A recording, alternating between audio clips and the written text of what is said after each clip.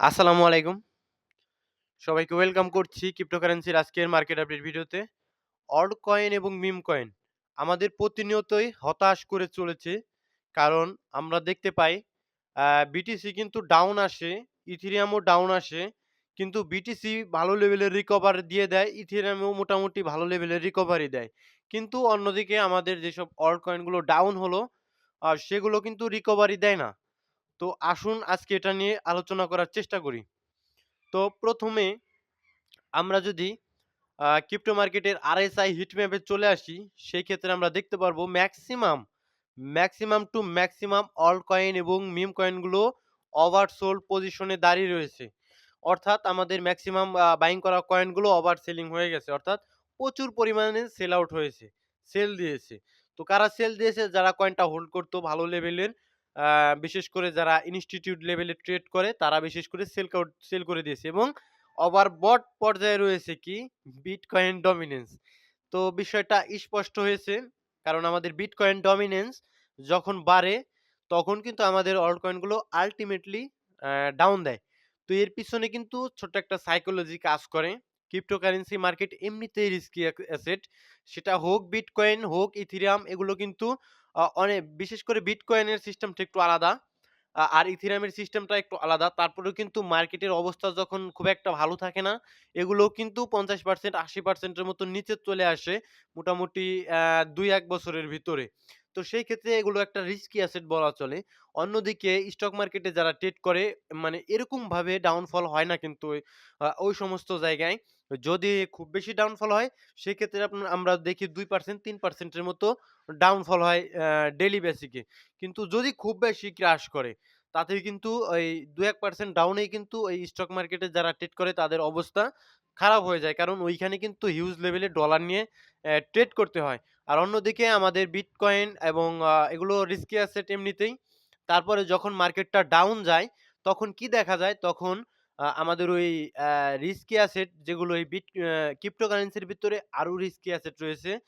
যেমন মিম কয়েন সবচেয়ে বেশি রিস্কি এই ক্রিপ্টোকারেন্সির ভিতরে। কারণ এই মিম কয়েন এমন একটা সেক্টর, যে এই মিম সেক্টরে হঠাৎ আমরা দেখতে পারবো হিউজ লেভেলের পাম্প করলো, অথবা আমরা দেখতে পারবো হিউজ লেভেলের ডাম্প করলো। তো সেই ক্ষেত্রে এটা কিন্তু রিস্কি হয়ে যায়। যারা প্রপারলি মানি ম্যানেজটা করে, মানি ম্যানেজমেন্টটা অনেক সুন্দরভাবে করে, তারা কিন্তু এই ক্রিপ্টোকারেন্সিতে ইনভেস্ট করলেও মিম কয়েনগুলোতে খুব কম টাকা রাখে। তো তার চেয়ে একটু কম রিস্কি কোন কয়েনগুলো রয়েছে, যেগুলো লো ক্যাপ অল্ট কয়েন রয়েছে, যাদের ইউজ কেস রয়েছে প্রপার, যারা কাজ করে প্রজেক্ট নিয়ে, বিভিন্ন প্রজেক্টের সাথে পার্টনারশিপ করে নিজেদের ব্লক চেইনটাকে এগিয়ে নিয়ে যাওয়ার চেষ্টা করে। তো তারা কিন্তু একটু কম রিস্কি মিম কয়েনগুলোর থেকে।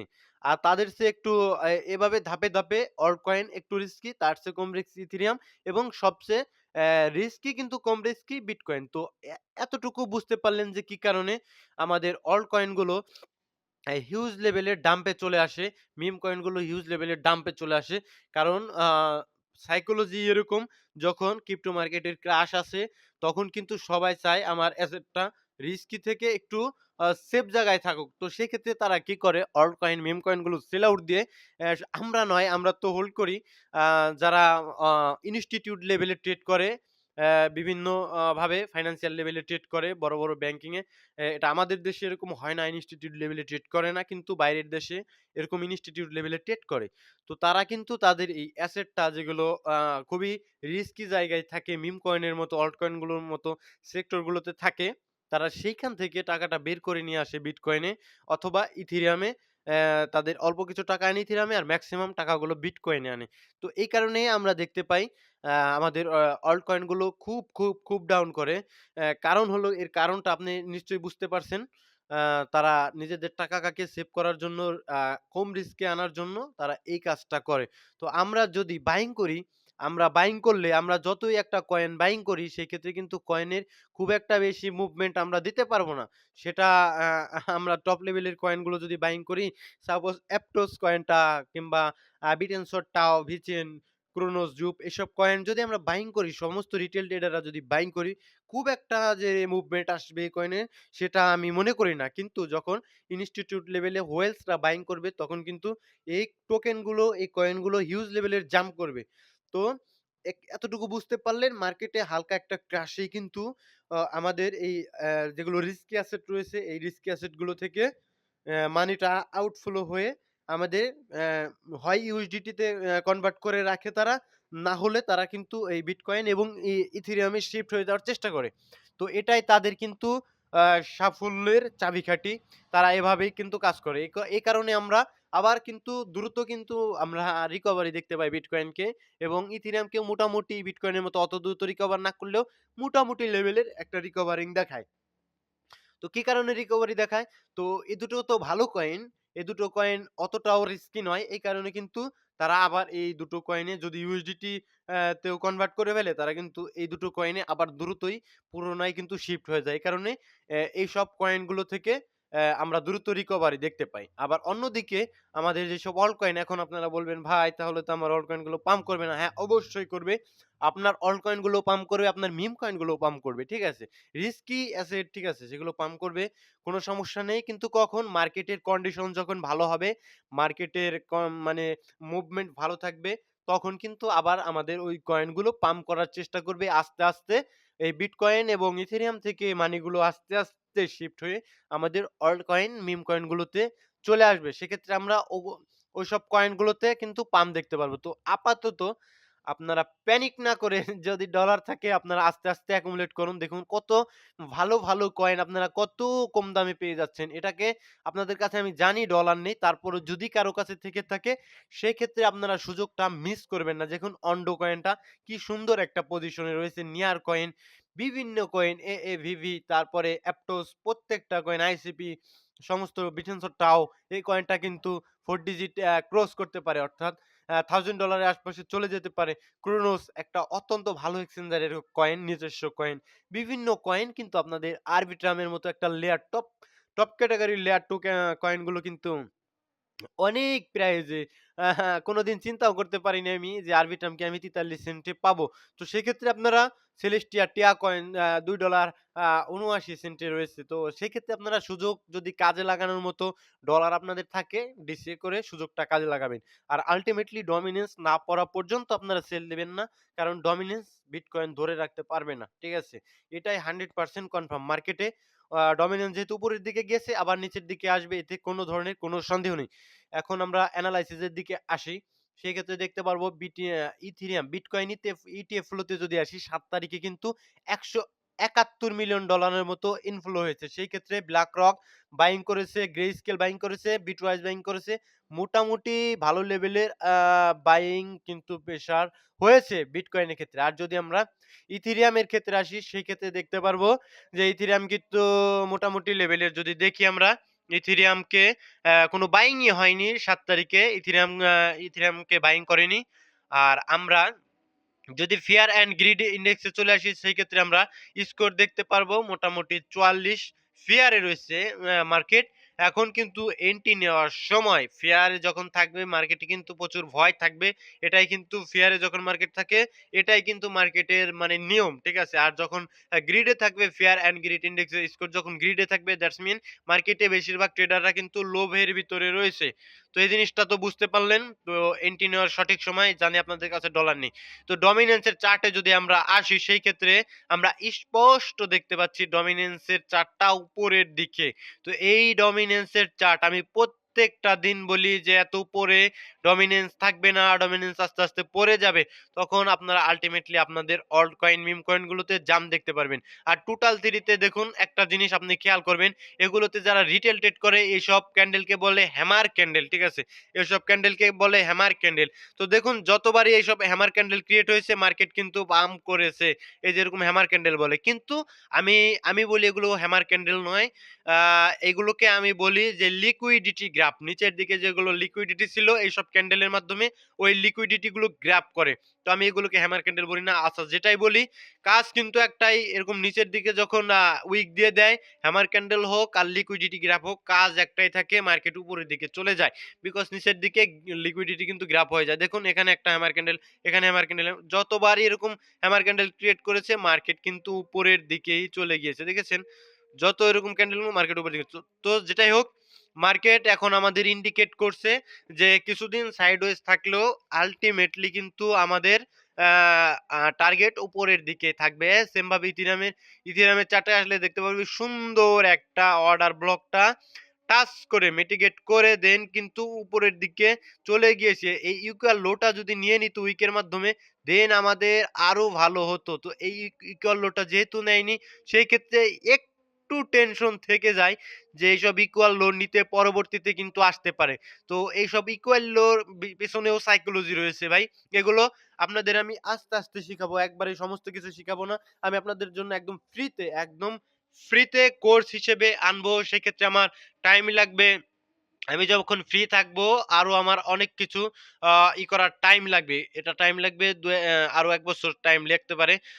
তো সেক্ষেত্রে আমি আপনাদের প্রপার ভাবে ফ্রিতে কোর্স এনে বুঝিয়ে দিব যে এই ইকুয়াল লোটাকে নিতে আসা মার্কেটের জন্য জরুরি কেন? বিকজ আ ছোট্ট করে একটু বুঝিয়ে দেই। এইসব ইকুয়াল লোন নিচ্ছে কিন্তু আ যারা ইনস্টিটিউট লেভেলে মানে বাইং যে করে, ট্রেড করে, ঠিক আছে? ভালো লেভেলের যারা ট্রেডার সরি ইনস্টিটিউট লেভেলও নয়, ভালো লেভেলের যারা ট্রেডার রয়েছে, এসব ইকুয়াল লোন নিচ্ছে। তারপরে এসব ইকুয়াল হাই এর উপরে তারপরে সাপোর্ট এর নিচে, রেজিস্ট্যান্ট এর উপরে যারা মার্কেটে তো আপনারা জানেন শর্ট ট্রেড এবং লং ট্রেড, ফিউচার ট্রেড যারা করে শর্ট এবং লং উভয়ই করে। ঠিক আছে? আমরা তো শুধুমাত্র স্পট ট্রেডার। তো আমাদের জন্য এগুলো জানা জরুরি বিকজ মার্কেট এগুলো জরুরি যে ট্রেডিং এর সাথে যেহেতু রিলেটেড। তো এইসব আ আ লো এর নিচে মার্কেটে মানে ওই স্টপ লস গুলো থাকে। তো মার্কেটে যখন এইসব স্টপ লস এই উইকের মাধ্যমে হান্ট করে দেয় সেক্ষেত্রে তারা কিন্তু আ লসের ভিতরে চলে যায় যারা ট্রেডার রয়েছে। সেক্ষেত্রে আল্টিমেটলি মার্কেট মেকারদের প্রফিট হয়। ঠিক আছে? এই জিনিসটা বুঝে রাখেন। আপাতত এতটুকুই বললাম। তো এটা যদি নিয়ে নিত ইথেরিয়ামের ক্ষেত্রে আমরা আরো শক্তিশালী থাকতাম। তারপরও ব্যাপার না এখন আমরা উপরের দিকে আমাদের টার্গেট থাকবে। যদি নেয় অত টেনশন করবেন না। ঠিক আছে? যদি নেয় একদিনেই দেখবেন নিয়ে নিয়েছে আবার উপরের দিকে চলে গেছে এরকম দিয়ে। তো সেটা কোনোভাবেই কোনো টেনশনের বিষয় আমি মনে করি না। তো নেক্সট আমরা মেক্সিমাম কয়েন যেহেতু অল্ট কয়েন গুলো আমাদের হতাশ করছে। তো এগুলো এখন ধরে থাকতে হবে আমাদের কোনোভাবেই ছেড়ে দেওয়া যাবে না। সাইকোলজিক্যালি আমাদের ভালো পেইন দিচ্ছে মার্কেট। তো কমেন্ট পড়ব বর্তমানে তো টেকনিক্যাল অ্যানালাইসিস এর কোনো দাম নেই। তো এটা আপনি করেন না এইজন্য আপনার কাছে কোনো দাম নেই। আপনি কি করেন? আমার পার্সোনালি মনে হয় হয়তো কোনো কয়েন নিচে আসলে বাইং করেন, উপরে গেলে সেলিং করেন। এরকম করতে যান যখনই কয়েন বাই করেন তখনই কিন্তু কয়েনটার দাম কমে যায়। এই কারণে আপনার কাছে মনে হয় বর্তমানে তো টেকনিক্যাল অ্যানালাইসিস কোনো দাম নেই। এটার অবশ্যই দাম রয়েছে। আপনার কথা যে একবারে ফেলে দিব তা নয়। মার্কেটে বর্তমান ম্যানিপুলেশন চলছে প্রচুর। তারপরেও টেকনিক্যাল অ্যানালাইসিস যারা ম্যানিপুলেশন করে তারা টেকনিক্যাল অ্যানালাইসিস করেই ম্যানিপুলেশন করে যে তারা চিন্তা করে যে মার্কেটে আসলে রিটেল ট্রেডাররা কিভাবে ভাবছে, মার্কেটে তারা কোথায় স্টপ লস দিতে পারে এবং মার্কেটে তারা কোথায় টেক প্রফিট দিতে পারে। এগুলো তারা কিন্তু ভালো মতোই এনালাইসিস করে দেন কিন্তু মার্কেটটাকে ম্যানিপুলেশন করে। তো সেই ক্ষেত্রে আপনার একটু অ্যাডভান্স হতে হবে, সকলের চেয়ে একটু আলাদা হতে হবে। আর টেকনিক্যাল অ্যানালাইসিস এটা সারা জীবনই কাজ করবে। টেকনিক্যাল অ্যানালাইসিস, ফান্ডামেন্টাল অ্যানালাইসিস এবং নিউজ এই ৩ টা কিন্তু ক্রিপ্টো মার্কেটে কাজ করবেই করবে। এতে কোন ধরনের কোন সন্দেহ আমি দেখছি না। ভাই মাভিয়া কয়েনটা কেমন? দেখুন মাভিয়া কয়েনটা নিয়ে অনেক বিতর্ক রয়েছে। আপনাদের এর আগেও আমি সম্ভবত সতর্ক করেছিলাম কোনো এক ভিডিওর কমেন্টে। তারপর আপনারা শোনেননি। দেখুন মাভিয়া কয়েনটা এখন যে মার্কেট ক্যাপে রয়েছে এটা অত্যন্ত কম মার্কেট ক্যাপ, লো মার্কেট ক্যাপ। এইখান থেকে যদি কোনো ধরনের কোনো সমস্যা হয়ে যায় প্রজেক্টের সেক্ষেত্রে আমরা কোনো কিছুই বলতে পারব না যেখানে FTX এর মতো, লুনার মতো কয়েন মার্কেট থেকে চলে গিয়েছে কোলাপস করে। সেক্ষেত্রে মাভিয়ার তো এটা কোনো বিষয় না। মাভিয়া তো ৯৭৯ র‍্যাংকের একটা কয়েন। তো মাভিয়ার মতো ২-৪ টা কয়েন মার্কেট থেকে গেলে ক্রিপ্টো মার্কেটের কোনো কিছু যায় আসবে না। যেটা লুনা যাওয়ার পরে মার্কেটে বেশ কিছুটা ক্রাশ দেখেছিলাম। সেটা মাভিয়া যদি চলে যায় সেক্ষেত্রে আমরা কোনো ক্রাশ দেখব না। তার মানে এই না মাভিয়া চলে যাবে। মাভিয়া অনেক মার্কেট ক্যাপ কম রয়েছে। এটা এখান থেকে এখন এরকম একটা পজিশনে রয়েছে। এখান থেকে যদি রিটার্ন দেয় হাই রিটার্ন আর যদি চলে যায় একদম টোটাল চলে যায়। তো এরকম একটা পজিশনে মাভিয়া রয়েছে। একটা গেমিং প্রজেক্ট প্রত্যেকটা কয়েনের অবস্থাই খারাপ। সেক্ষেত্রে মাভিয়া তো আরো অবস্থা খারাপ। এই মাভিয়া কয়েন একটা সময় আমার মনে আছে $৮ করে কিন্তু চলছিল। দেখুন $১০ এর অল টাইম হাই। ঠিক আছে? বাইন্যান্সের ফিউচারেও কিন্তু লিস্ট হয়েছিল। এই ভলিউম আসে না। এই কারণে কিন্তু তারা ডিলিট করে দিয়েছে। ঠিক আছে? দেখুন ভলিউম অত্যন্ত লো। তো ভলিউম বাড়ুক, বাই সেল হোক তখন দেখা যাবে। আপাতত থাকতে হোল্ড করতে পারেন। আমি এক্সপেক্ট করব আপনার কাছে কম ডলারের রয়েছে। ভাই আমার কাছে এই মুহূর্তে ৳১০,০০০ আছে IO.net কয়েনটা কেনার জন্য। ওকে উম কে কয়েনটা কিন্তু বাইং প্রাইস এ রয়েছে। আপনি কোন ধরনের কোন চিন্তা করবেন না। বিশেষ করে এটা একটা এআই ক্যাটেগরির কয়েন। প্রত্যেকটা এআই ক্যাটেগরি কয়েনই কিন্তু মানে ল্যাগ করেছে। এই যখন DeepSeek এ চায়না থেকে আসলো তখন কিন্তু এই এআই ক্যাটেগরি কয়েনটা একটু ল্যাগ করেছে। শুধুমাত্র IO.net নয়, WLD সহ প্রত্যেকটা আমি যত ধরনের এআই ক্যাটেগরি দেখেছি প্রত্যেকটা একটু ল্যাগ করেছে। তার মানে এই না এগুলো কিন্তু টেম্পোরারি, ঠিক আছে? এগুলো ঠিক হয়ে যাবে। কোনোভাবেই কোনো চিন্তা করার কারণ নেই, ঠিক আছে? IO.net আ সু একদম সাপোর্ট থেকেও নিচে চলে এসেছে। একদম টোটালি সাপোর্ট থেকে নিচে চলে এসেছে। তো এখান থেকে এটা ম্যানিপুলেশন করেছে, ঠিক আছে? তো এটা চলে যাবে আবার সমস্যা নেই, বাইং করতে পারেন। কোনোভাবে উপরের দিকে বাইং করেননি, আমি খুশি হয়েছি। আপনি এখন বাইং করতে পারেন। নিশ্চিন্তে তারপরও পার্ট সেলিং করার জন্য ওয়েটিং এ থাকবেন। ভাই আমি আর নেয়ার কয়েন শুধু হোল্ড করব আর এভাবে টার্গেট করলে চলবে না। ঠিক আছে? শুধু ওই কয়েনটা হোল্ড করব, শুধু এই কয়েনটা হোল্ড করব, শুধু ওইটা হোল্ড করব। এভাবে যদি টার্গেট করেন আপনি বিপদে পড়বেন। বিকজ মার্কেটে যারা শুধুমাত্র লোনা কয়েনটা হোল্ড করেছিল তারা কিন্তু অনেকে অবস্থা খারাপ হয়ে গেছিল। শুধুমাত্র এক কয়েনে হোল্ড করে বসে থাকবেন না। যদি আপনার ডলার অল্প হয় সেক্ষেত্রে আপনি হোল্ড করে বসে থাকতে পারেন। সুইং ধরবেন। ঠিক আছে? সেক্ষেত্রে আপনি সুইং ট্রেড করবেন। কোনোভাবেই একটা কয়েনের উপরে বসে থাকা এটা আমি রিকমেন্ড করি না। ঠিক আছে? দাদা আইও, আরবিট্রাম, টিয়া, মান্টা, অপটিমিজম, ইথারফি, স্টেকনেট, জেটকে, আকাশ নেটওয়ার্ক, ওরাই, ফালা। কারেন্ট প্রাইস থেকে 8 to 10x দিবে কিনা? তো আমি যদি বলি এখন দিবে, আপনি কি করবেন? ওই 8 to 10x এর জন্য বসে থাকবেন। তো ভাই 8 to 10x দেওয়া কোনোভাবেই অসম্ভব কোনো কিছুই নয়। আপনার কাছে এখন মনে হতে পারে অসম্ভব। কিন্তু দেওয়া কিন্তু অসম্ভব কোনো কিছুই না। কিন্তু আপনি 8 to 10x ধরবেন না।